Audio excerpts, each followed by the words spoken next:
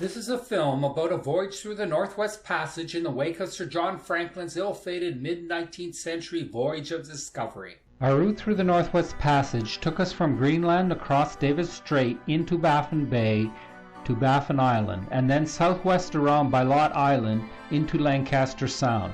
We traveled west down Lancaster Sound to the bird sanctuary on Prince Leopold Island, and then to the Franklin Expedition gravesites on Beechey Island.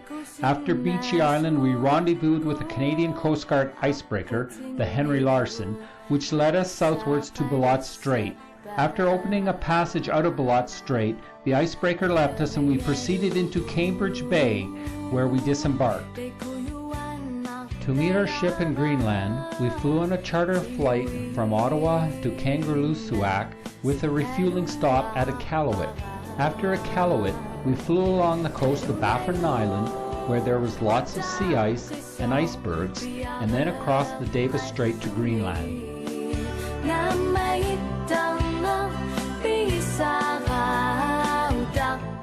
We landed at the old U.S. Air Force Base at Kangerlussuaq and then drove out to meet our ship, but first we stopped to see a herd of musk oxen. Musk ox are a signature animal of the Arctic, and it was a pleasure to see them.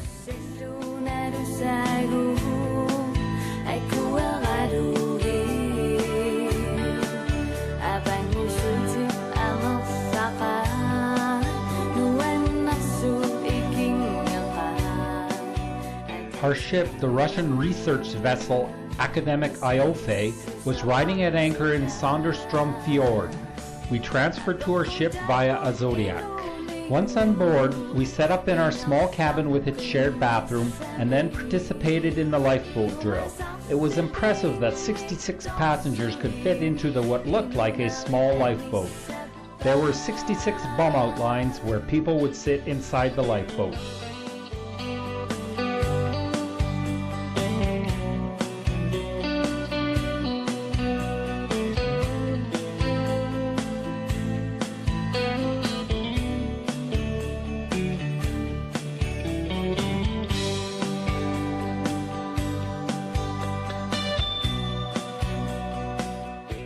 Exiting the 190-kilometer-long Sondre Stromfjord, we headed north along the Greenland coast to the colorful town of Sisiumiut. Fortunately, along the way, we encountered a pod of active humpback whales who showed their tail flukes and pectoral fins.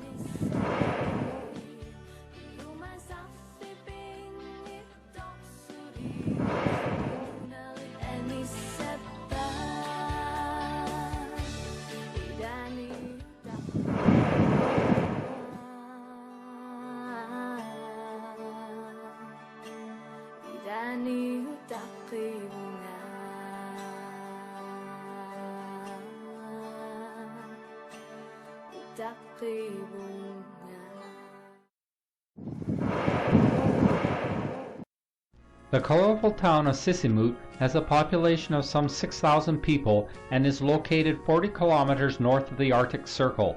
The principal industry is fishing, including shrimping.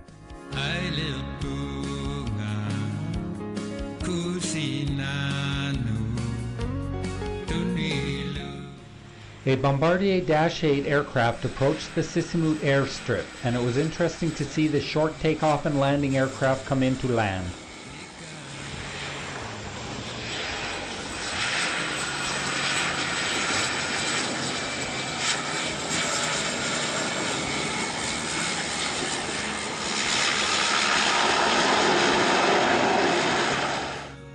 Before disembarking for a town visit, an Inuit paddled out to our ship to demonstrate the impressive Eskimo roll kayaking skill.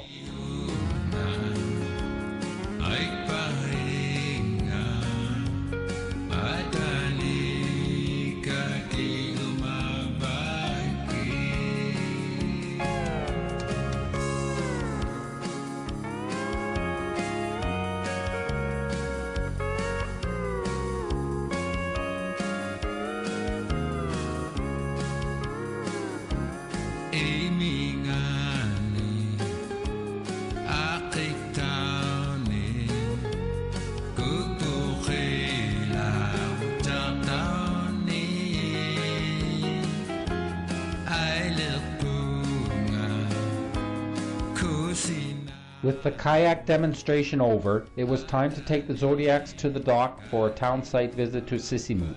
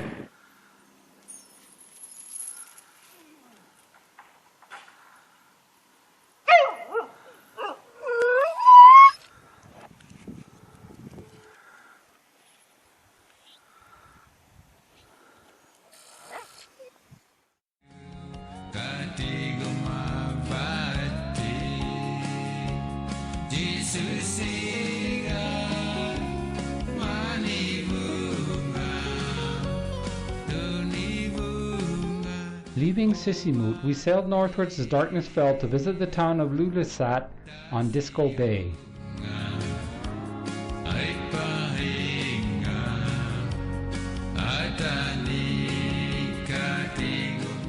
Our ship, the Academic Iofe, was a research boat designed to help the USSR locate US submarines underwater, but it was completed in 1989, just as the Cold War ended. Its focus is now academic sea research, paid for by hiring out the ship for Arctic and Antarctic tourism. The Iofe has twin 6,700 horsepower diesel engines, but normally cruises on only one at 10 knots. The engine control room reflects the ship's 1980s origin.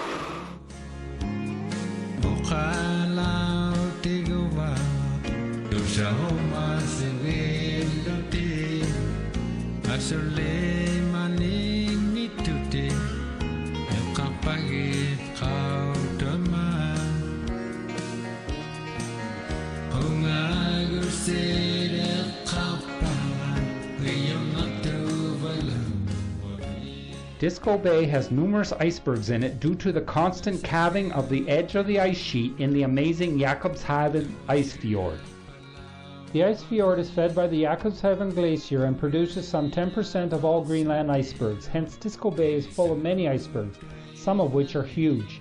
Steaming past these icebergs to the town of Ilulissat was very impressive, as was the variety of shapes and sizes of the bergs themselves. Given the Academic Iofe's open bridge policy, we were able to go onto the bridge at any time and watch both the passing scene, the work of the sailors manning the bridge, and the information provided by the GPS and the ship's radar. This made the trip more enjoyable, especially when we could use the radar display to find both other ships and icebergs.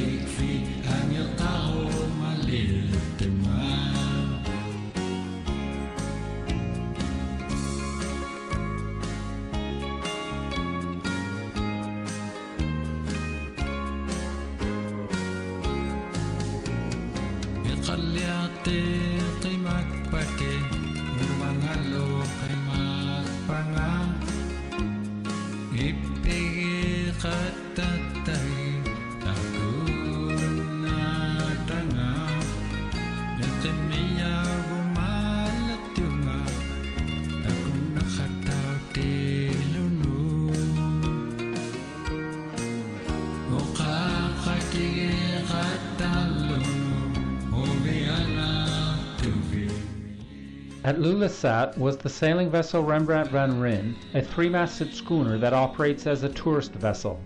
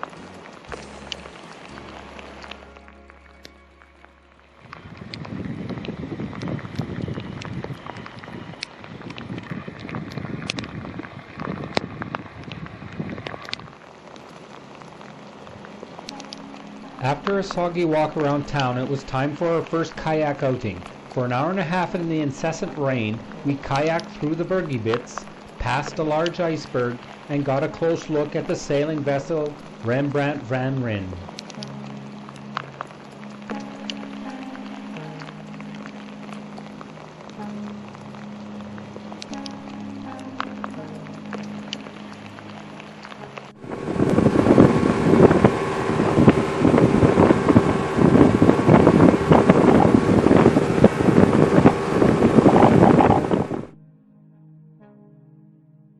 From Greenland, we set our course for Pond Inlet across the Davis Strait and Baffin Bay.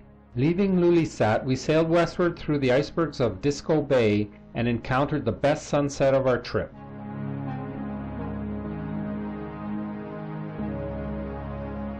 Despite the heavy cloud cover, the sunset snuck through the clouds over Disko Island and bathed the mountains, glacier, and icebergs in a wonderful golden light.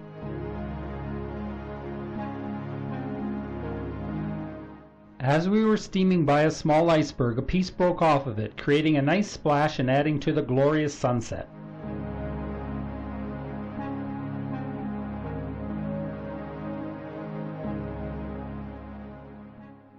Due to storm warnings, we stopped in Disko Bay for several hours, and then in the early morning we proceeded out into Davis Strait towards Baffin Island in heavy swells and Beaufort 6 winds. From the bridge, it was fascinating to watch the swells breaking against the bow, although the movement caused some passengers to stay in their cabins with seasickness.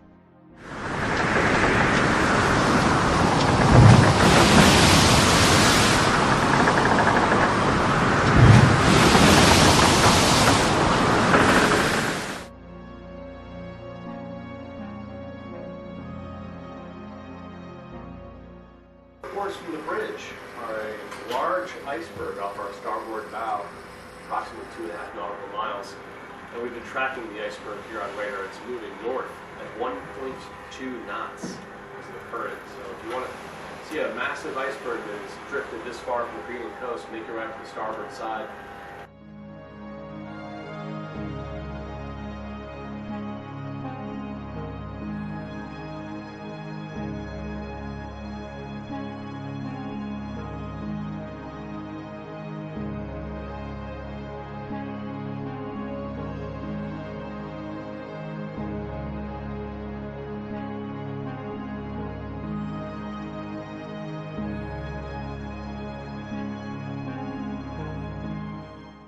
Approaching the coast of Baffin Island, we encountered a massive 2-mile-long ice island. The captain steered our ship along two sides of this huge ice island, which may have come from the Petermann Glacier in northern Greenland, which calved huge ice islands in 2010 and again in 2012.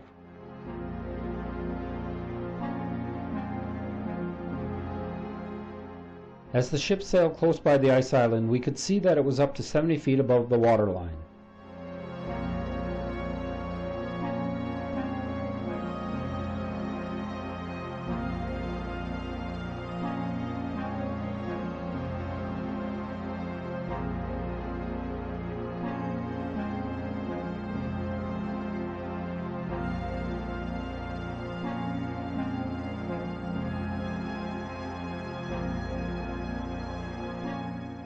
The size of the ice island can be seen by looking at how small the birds appear on it.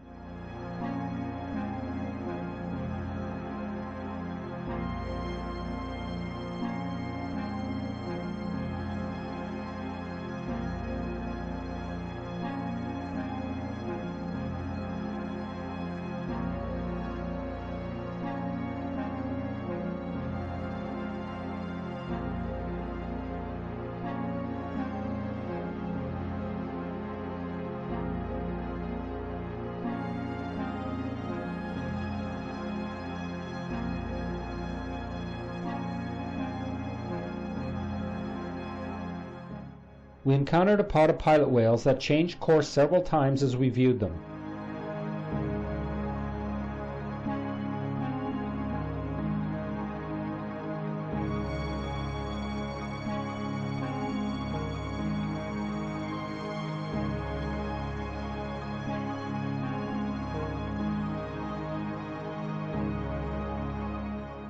In the distance, we could see a trawler off Baffin Island that may have been catching the same type of food as the whales were seeking.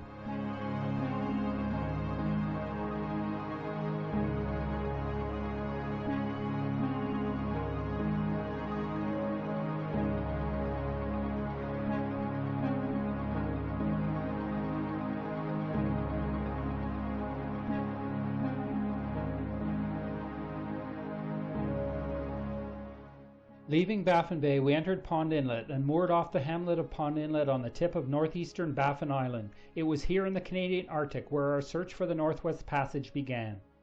Before we could go ashore, we needed to officially enter Canada. Border security agents had flown up from Ottawa and were brought on board by Zodiac. Once on board, they set up in the ship's library, and we exited Greenland by one door, showed our passports, and then entered Canada by the other door. It was all quite painless. The view at Pond Inlet from our anchorage was amazing, as the sky was clear and there were mountains, glaciers, ships, and a big grounded iceberg to be seen. The 1,600 residents of the hamlet of Pond Inlet are resupplied from southern Canada, and as this was the resupply season, there was a freighter and a tanker lying at anchor to resupply the hamlet.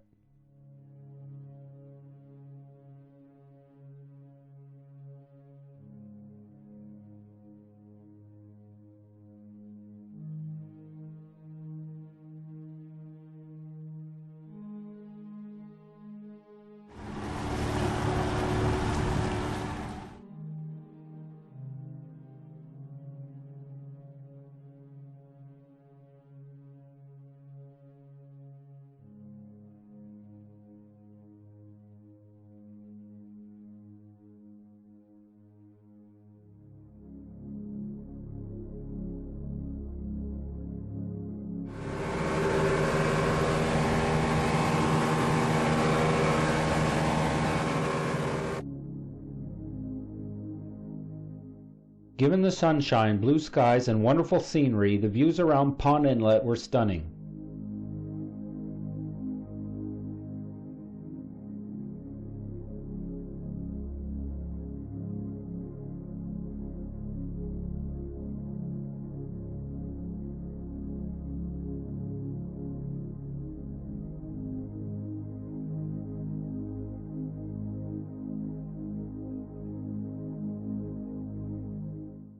Walking through Pond Inlet, the contrast between a typical northern Canadian community and a typical Greenland community were stark.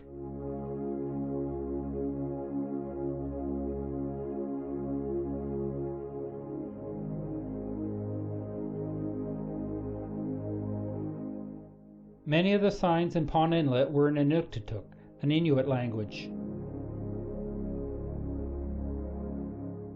Due to transportation costs, the prices of certain southern foods in northern Canada were impressive, over 400% more in cases.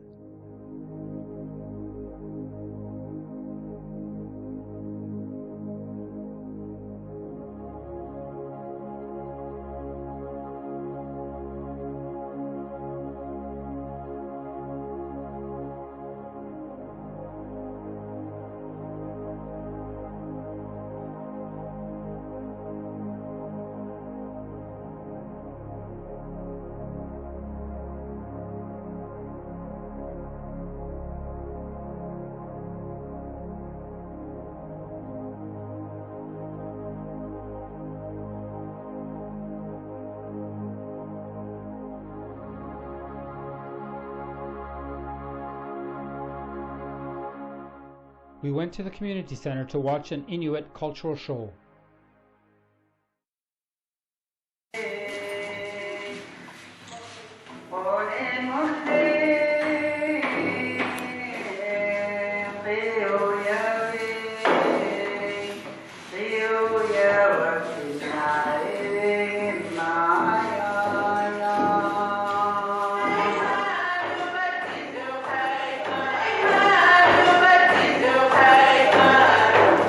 Yeah, yeah, yeah.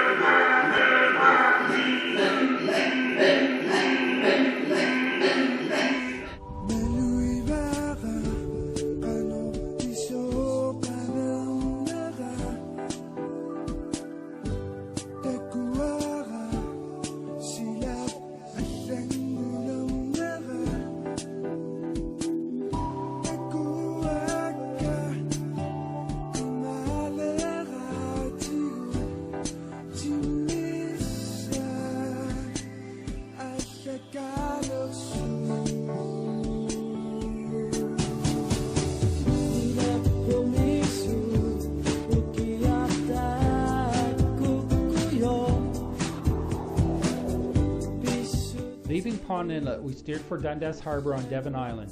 We sailed on a very calm Eclipse Sound under blue skies and a warm sun.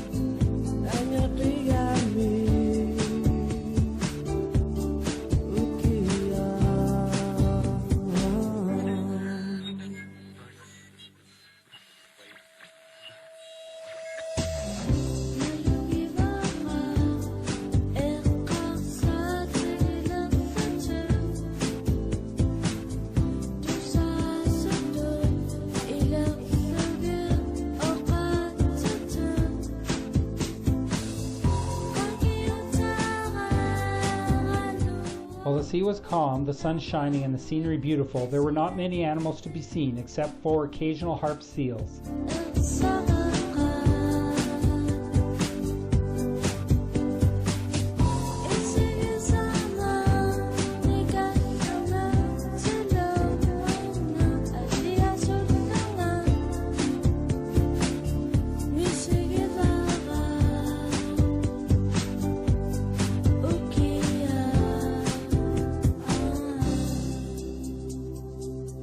The patches between Bellot Island and the Borden Peninsula provided continuously beautiful scenery as we sailed through Sisiumiut National Park.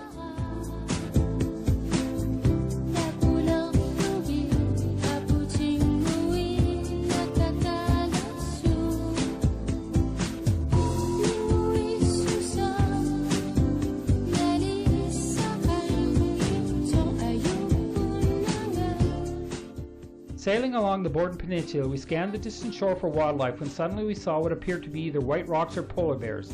After much debate, the rocks began to move, so polar bears it was. Once the National Geographic Explorer ship passed by, our captain moved our ship closer to shore and we could see 5 polar bears along the shoreline.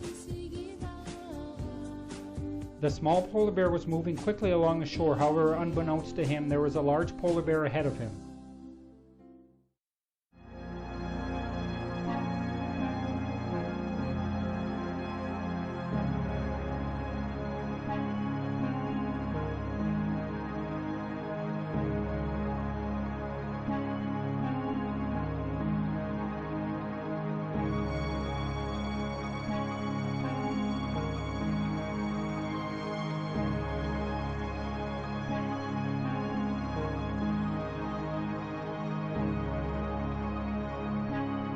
When the small bear saw the large bear, he ran uphill to avoid a confrontation he could not win.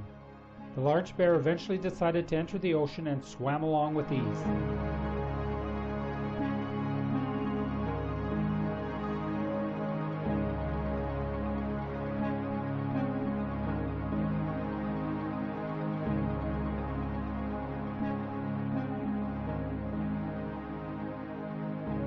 Unfortunately, the weather rapidly changed and it started to rain as we sailed by a series of 4 glaciers entering Navy Board Inlet from an interior ice field on the Borden Peninsula.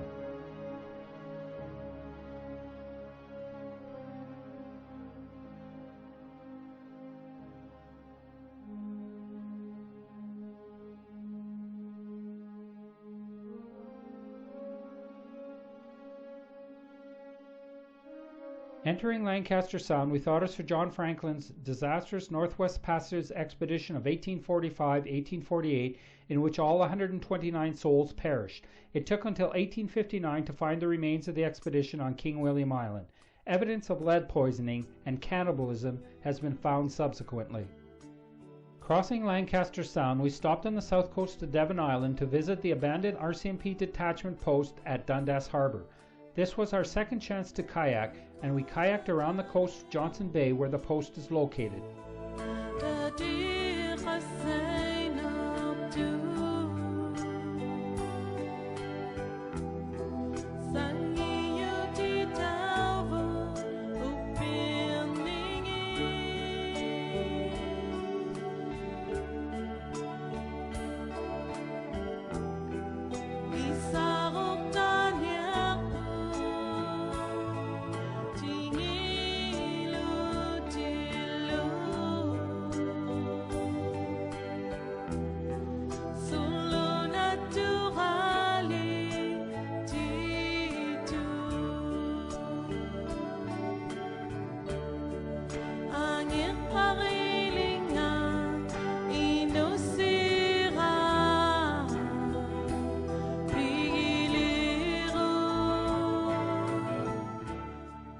As a polar bear had been sighted along the shore, staff carried a shotgun. Dundas Harbour was established in 1924 and inhabited from 1924 to 1933 and again from 1945 to 1951, when it was permanently closed because of difficulties resupplying due to ice coverage. The reason that this outpost was built was due to Canada's concern about the threat to its sovereignty over its Arctic archipelago. The abandoned buildings include a Royal Canadian Mounted Police building and a Hudson Bay Company trading post. The small cemetery at Dundas Harbour is one of the northernmost cemeteries in the world and contains 4 grave sites, including those of 2 RCMP constables who died of gunshot wounds.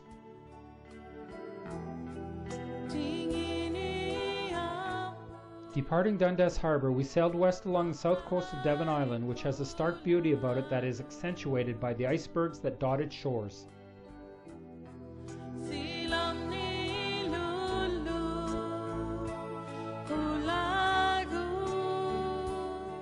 Originally, we were supposed to stop first at Beechey Island and then head south to Prince Leopold Island and thence through the Bellot Strait to Cambridge Bay. However, the ice conditions at Bellot Strait forced a change in plan, since the red patch on the daily ice chart showed that the western end of the strait was beset with very heavy ice coverage, too heavy for our ship. The alternate route to Cambridge Bay via Peel Sound was also covered in a red patch. Hence, our itinerary was changed to first go to Prince Leopold Island in case we were forced to end our trip at Resolute. The real possibility existed that our trip could be significantly curtailed unless the ice conditions rapidly changed or we got icebreaker support from the Canadian Coast Guard.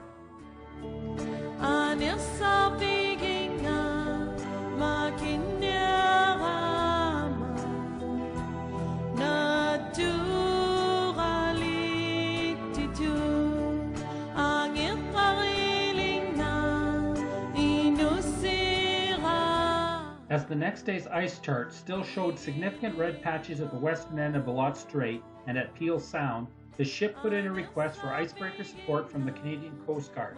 For the next day, we held our breath to see if this request would be granted and if our trip could continue as planned, but now also include the spectacle of seeing an icebreaker in action.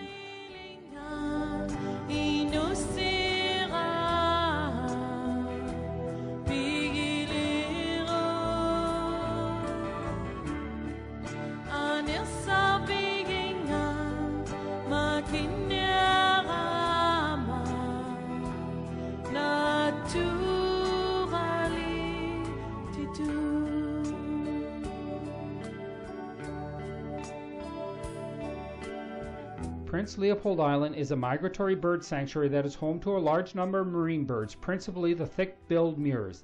These birds nest along the rocky cliffs and lay their eggs right on the rock of very narrow ledges. The chicks spend up to 25 days on the cliff face before leaving for the sea. Once ready to leave, the young will await nightfall to avoid predatory birds and then jump off the cliff down to the sea. A parent immediately jumps after and glides within centimeters of the fledgling. Once on the sea, the adult male and the chick stay together for around 8 weeks, during which the adult continues to provide food for the young while they swim to Newfoundland for the winter. Apart from the tens of thousands of seabirds, we were lucky to see a young polar bear on Prince Leopold Island.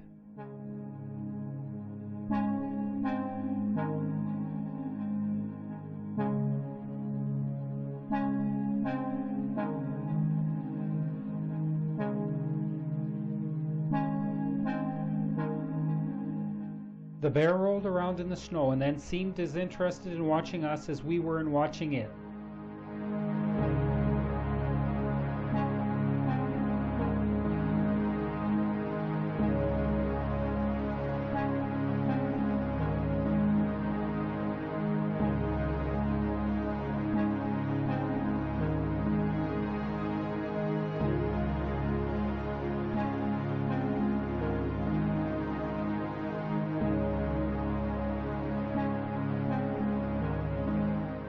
After an hour of sitting around in the cold on the water in the Zodiac, it was great to return to the ship and warm up in the sauna, a luxury that early Arctic explorers could only dream of.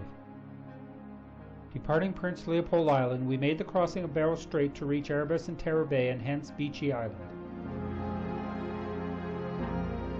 Heading north, we passed the Lady M2 super yacht heading south to Bellot Strait. It was clear that this yacht could not make it through the heavy ice coverage at the western end of the Bellot Strait, so it would have to wait there for help from either Mother Nature or an ice-strengthened ship. In the Bellot Strait, we encountered our first pack ice that could not be avoided, so the captain gingerly pushed through it.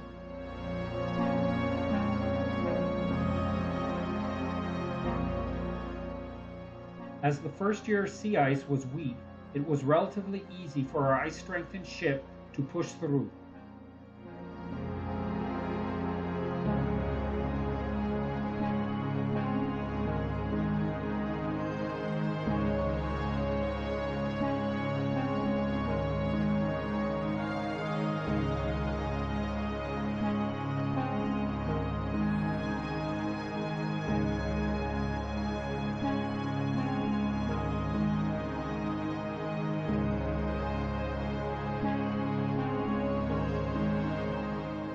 After about 10 minutes of pushing, our ship emerged from the pack ice and we had clear sailing again.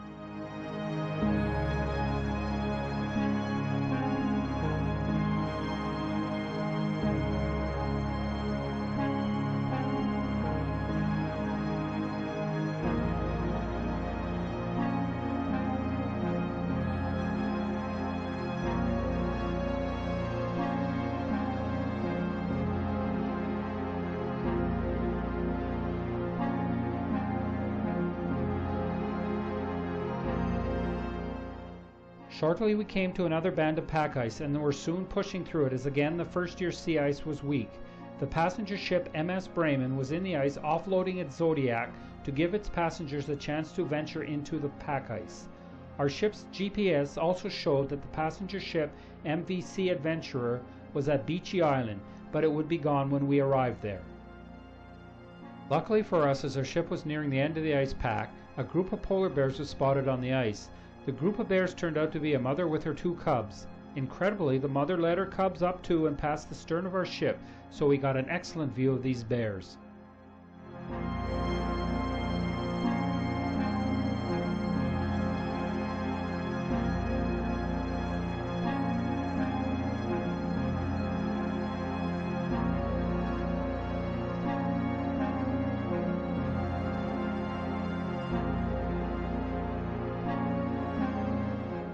The mother was clearly nursing, as her black teats could be seen against her white fur.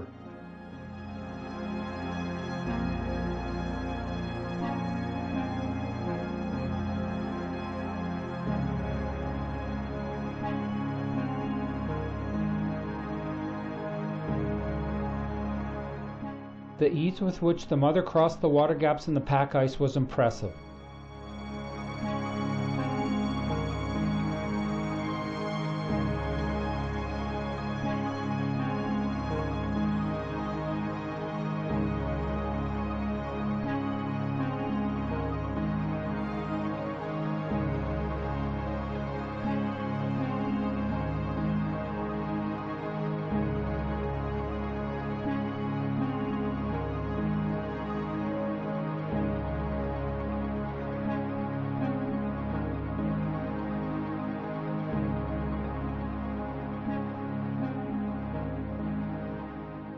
The bears wasted no time in motoring across the ice, searching for seals or other comestibles.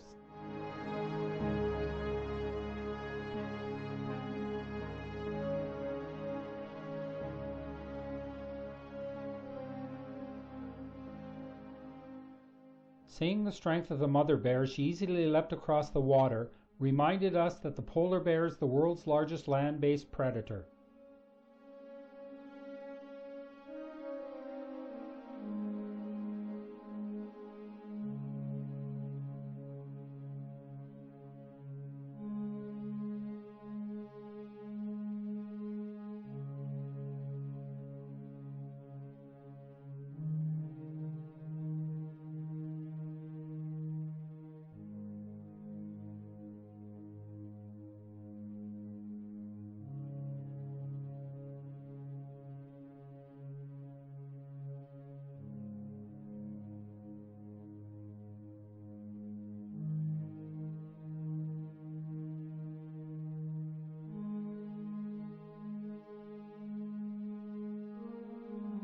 In the early evening we arrived in Erebus and Terror Bay and anchored off Beechey Island.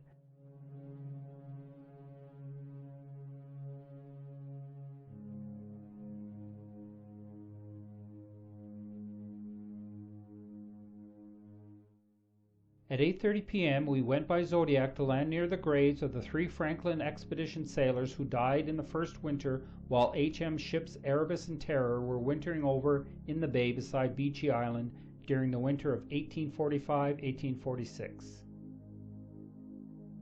The lonely graves marked the locations where Franklin's men had buried 3 of their companions only 7 months into their expedition. The graves were the first trace of the Franklin expedition that was found in 1850 after search parties were sent into the Arctic. Autopsies in 1984 indicated that the men had died of pneumonia and perhaps tuberculosis, with lead poison likely a contributing factor. We toasted the dead with whiskey and then made the long walk through surprisingly deep, fresh snow to Northumberland House, which was built in 1854 by a Franklin search party to house stores in the hope that survivors of the Franklin expedition might find them.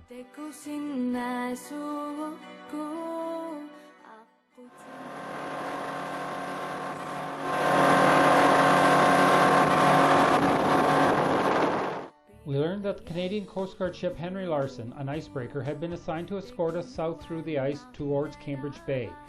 We would rendezvous with the Larsen the following morning in Bellot Strait off Griffith Island, not far from the settlement of Resolute. Our excitement level rose as we realized that our original itinerary could be achieved and that we'd see an icebreaker in operation to boot. In the morning we rendezvoused with the Henry Larsen, and instead of sailing off as planned, both ships maintained position while the route to take south was discussed between Coast Guard headquarters in Ottawa, the captain of the icebreaker, and the captain of our ship. The Henry Larsen had just escorted a vessel north through Peel Sound, so this was a viable route, but the strong winds from the west in the sound meant that our captain was concerned about the pressure of the ice on our ship, so he wanted to take the route through Bellot Strait. After an hour and a half of discussion, the route through Bellot Strait was settled on, and we moved off at speed following in the wake of the icebreaker.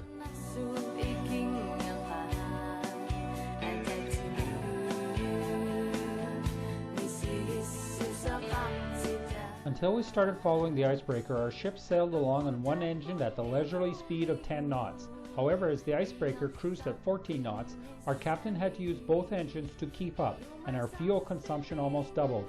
The increased speed gave us the sense that we were on a mission, and not just leisurely cruising about. The Canadian Coast Guard ship Henry Larsen is a medium icebreaker based in St. John's, Newfoundland. The ship operates in the Great Lakes, St. Lawrence Seaway, and Atlantic coast in the winter, and in the Arctic during the summer season. As we sailed down Prince Regent Inlet in the late afternoon, we encountered light ice coverage which the icebreaker easily pushed through without slowing down appreciably. The icebreaker launched its helicopter to check out ice coverage ahead in the area of Bellot Strait and to see what boats were waiting for assistance there. In the pre-dawn light, we quickly sailed past a harp seal resting on a berg. In the early morning we were nearing Bellot Strait, so the icebreaker again launched its helicopter to check out ice coverage in the area of Bellot Strait.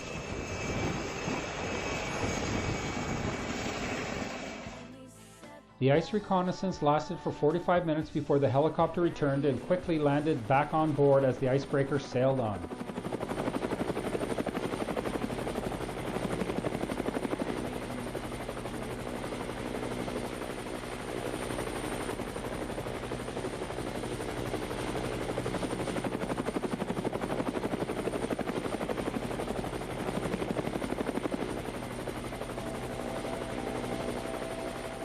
After the helicopter landed aboard, it was tied down on the deck, but the hangar was left in its retracted position since the helicopter would be repeatedly used in the coming hours, and its rotors would have to be folded back if the hangar was opened up to shield the helicopter. Bellot Strait is a passage of water separating Somerset Island on the north from the Boothia Peninsula on the south. At its eastern end is the Murchison Promontory, the most northern part of mainland North America. The 25-kilometer long and 2-kilometer wide strait connects the Gulf of Boothia and Prince Regent Inlet on the east with Peel Sound and Franklin Strait on the west.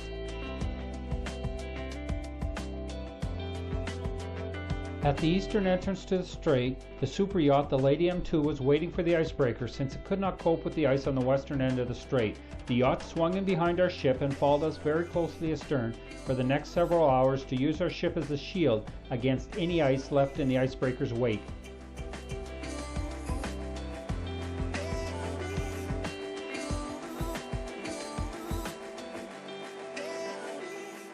The current in the strait can run at up to 8 knots and often changes its direction as it swirls about.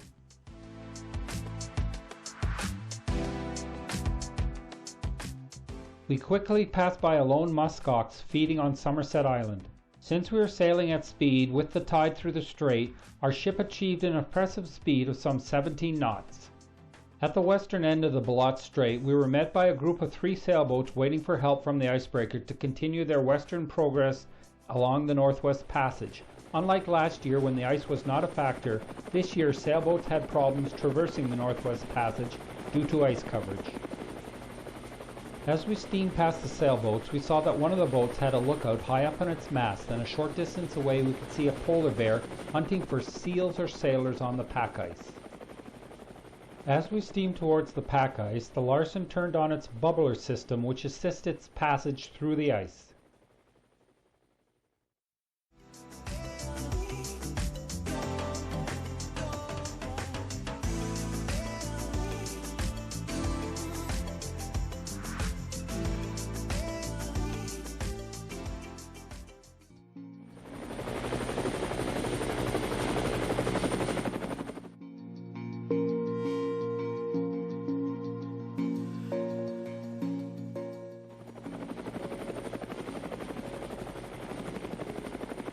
Having escorted us through the first band of pack ice, the Larsen turned back to help the slower moving sailboats through the ice as the path cleared by the icebreaker rapidly closed up. The Larsen's helicopter temporarily set down on an ice floe until it could land back aboard the ship.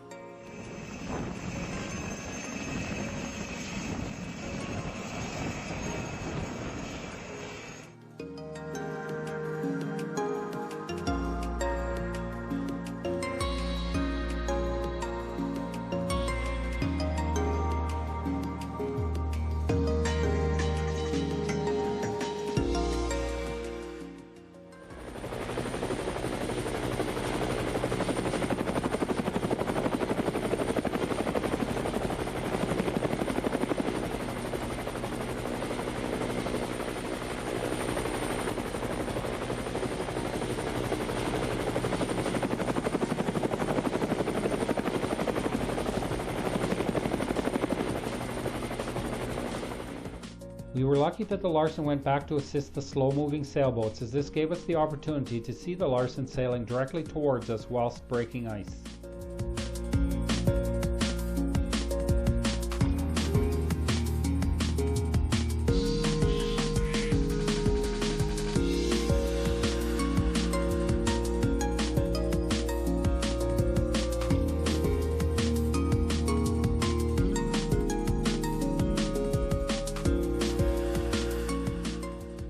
Having finished helping the sailboats, the Larsen raced past us at speed to resume its position ahead of us before we encountered the next band of pack ice.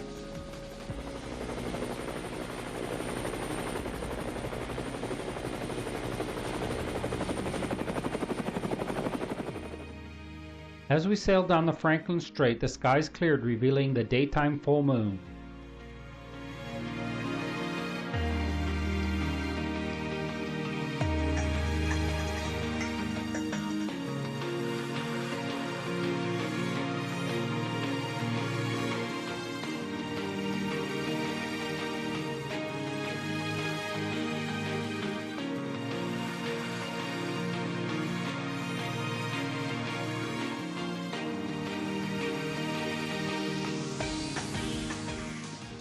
Apart from seeing polar bears, watching the icebreaker in action was a highlight of our trip through the Northwest Passage.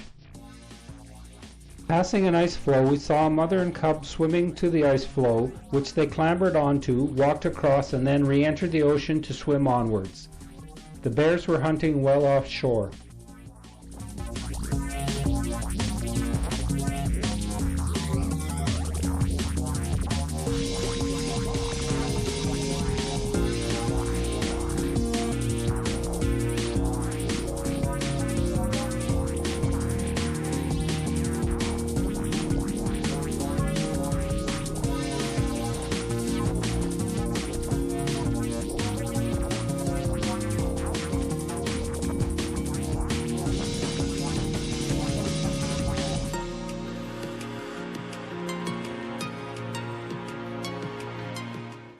Leaving the polar bears well astern, we came to a very calm section in the Franklin Strait, which made the wake from the icebreaker fascinating to watch.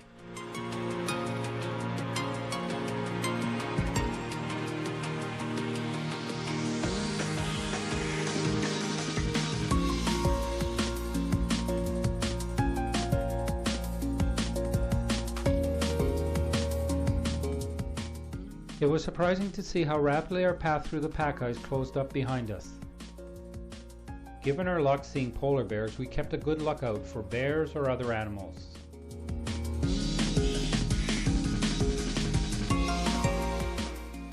Our vigilance paid off when we spotted a large bear swimming along.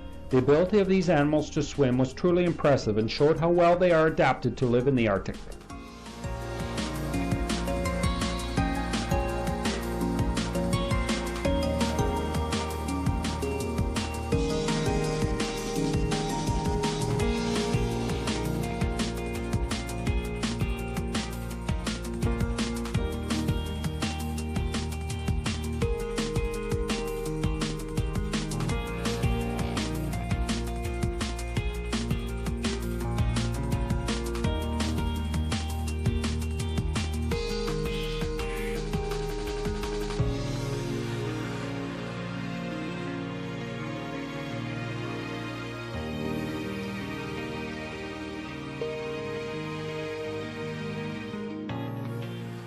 Having passed through the last stretch of pack ice, the Henry Larsen made a 180-degree turn and headed back up north.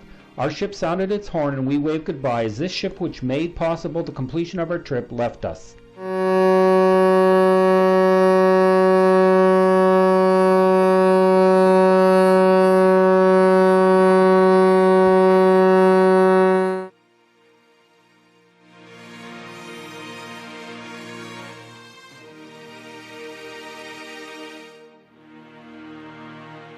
As our voyage was coming to an end, the watercolor program wrapped up and the paintings were put on display.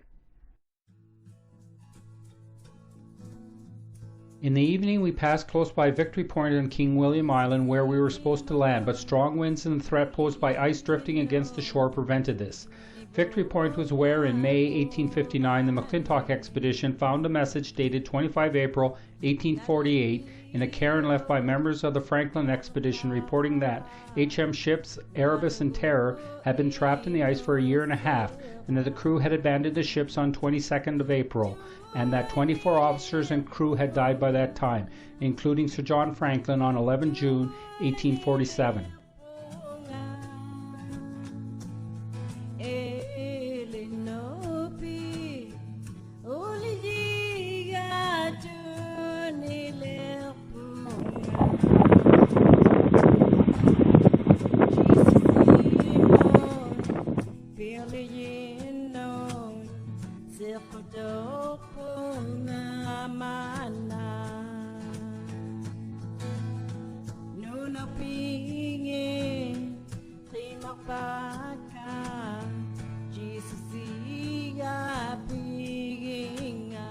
The Canadian Coast Guard ship Wolf Laurie was providing survey support to the archaeologists searching in the Queen Maud Gulf for the lost vessels HMS Erebus and HMS Terror from the ill-fated Franklin expedition. The well-preserved wrecks of HMS ships Erebus and Terror were found in 2014 and 2016 respectively.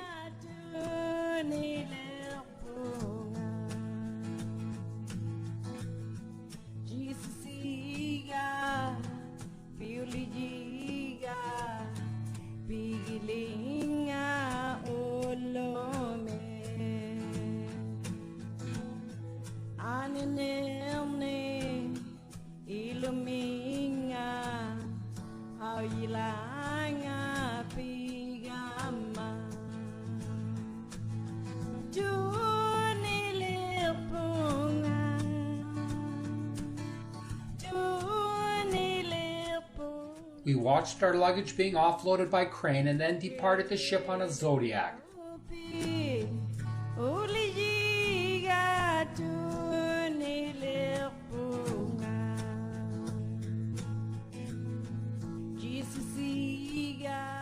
Before landing ashore, we circled the wreck of Amundsen's ship the Maud, that was designed for his intended voyage through the Northeast Passage. The ship was sunk in 1930 and the remains of the wreck were raised and towed to Norway in 2018 in a $6 million venture. The plan is to restore the Maud as a museum centerpiece. After our final Zodiac landing, we boarded school buses for the short trip through town past the radar station to the small airport where we waited for our flight back to southern Canada and the luxuries of our familiar modern world.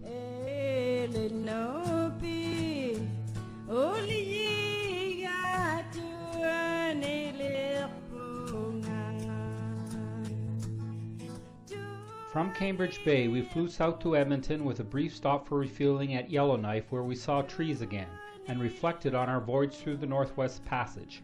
Apart from numerous encounters with impressive polar bears, this voyage gave us insight into the difficulties that early explorers encountered in heavy ice, since our modern ice-strengthened ship required an icebreaker to reach its goal.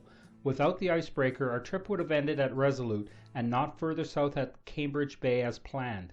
Scenes from this film were used in TVO's acclaimed TV miniseries named The Polar Sea.